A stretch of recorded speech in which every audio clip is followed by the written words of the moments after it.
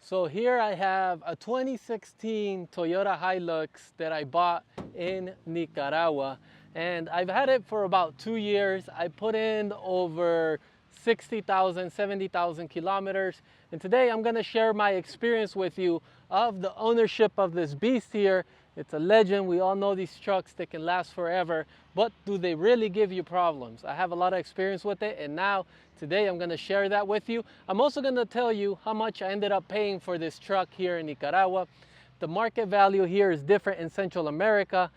There's a limited supply of trucks, so prices can sometimes spike. So I'm gonna tell you how much I paid and how much I've paid in repairs so far. So when I bought the truck in the capital of Nicaragua, which is Managua, from a family, and I paid a total of $21,000.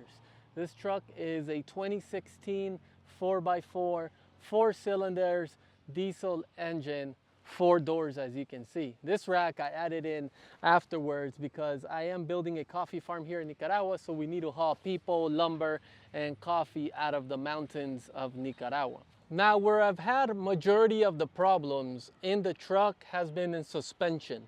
The engine itself, it's solid. We'll take a look at that in a minute, but suspension is where I've spent most of my money. And since ownership of the truck, I would say I've spent around $2,500 in suspension work for this truck.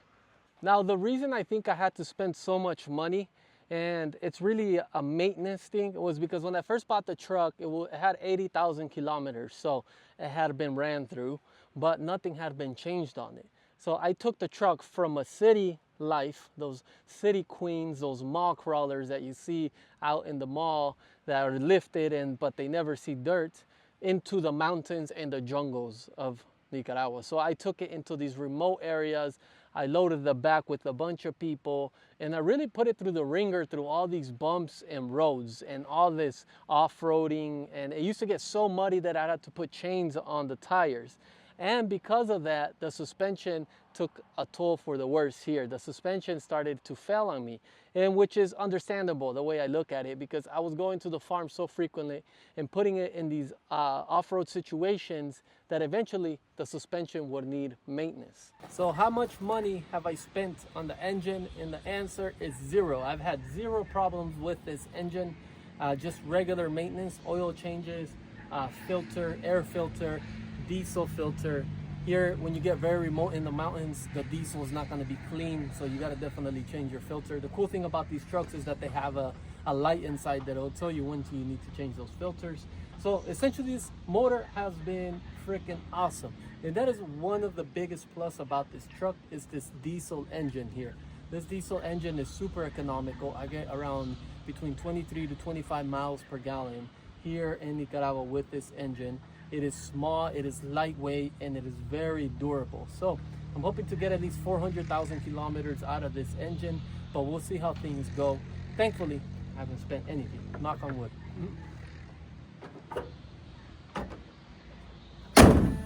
Let's dive right into the interior, and I'm gonna show you what I've had to spend over here. So the thing about these trucks is the interior is pretty basic, nothing fancy. You're not gonna have heated seats.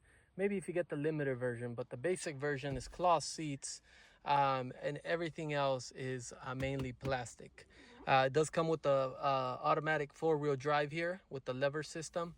I wish I had the old school 4-wheel drive, because in my opinion, that's a lot better. I do have a rear locking diff, and that has gotten me out of a bunch of situations.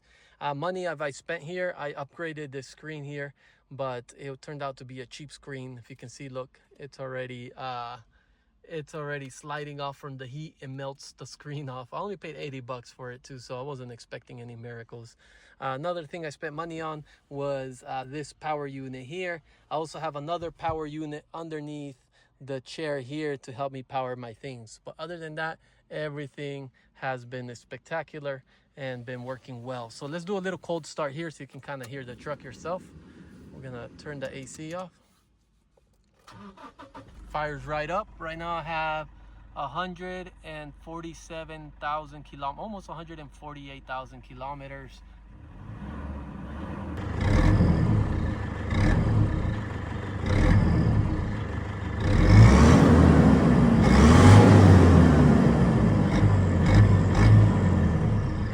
So the question does come up when you're in Central America, or maybe even in the US or Canada, because you still got the Toyota Tacoma, right? Are these trucks worth the extra money? So usually Toyota comes with the premium, they're more expensive.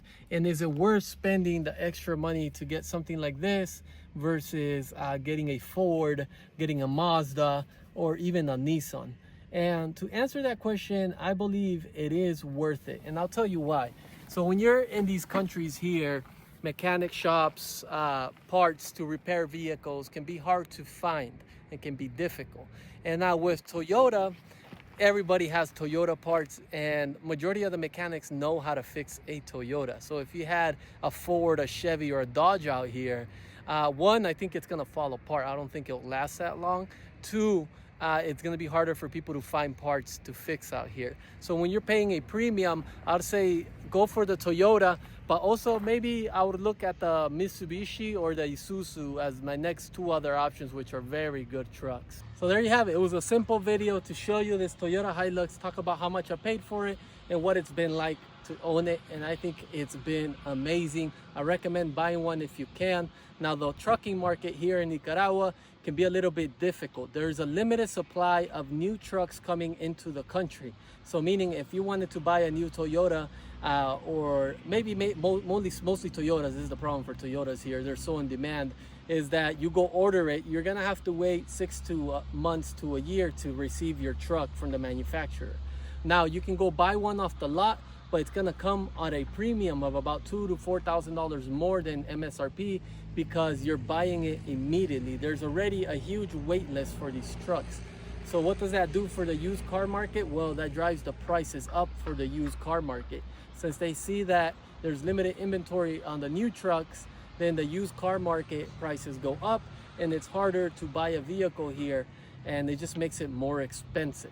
Now, we'll see how things go in the future if we get more of an influx of trucks here. But if you're looking to buy brand new, it's available, but you're gonna have to pay a premium. You're probably gonna end up buying from a reseller that orders in advance 10 trucks. They receive the 10 trucks, they bring it to their city, they park it right there, and they just upcharge you, and then they sell it immediately. That's very common to happen here in Nicaragua. Now, one of the things to watch out for is when you're buying used, always bring a mechanic to check out the truck to make sure that everything checks off. If you found value for this video, make sure to subscribe to the channel. I am living in Nicaragua. I am your local guide here. I am your coffee brother. I'm building a coffee farm, and we make videos about life in Nicaragua and rebuilding the farm. I'll see you guys in next week's video. It's your Coffee Familia signing off. Cheers.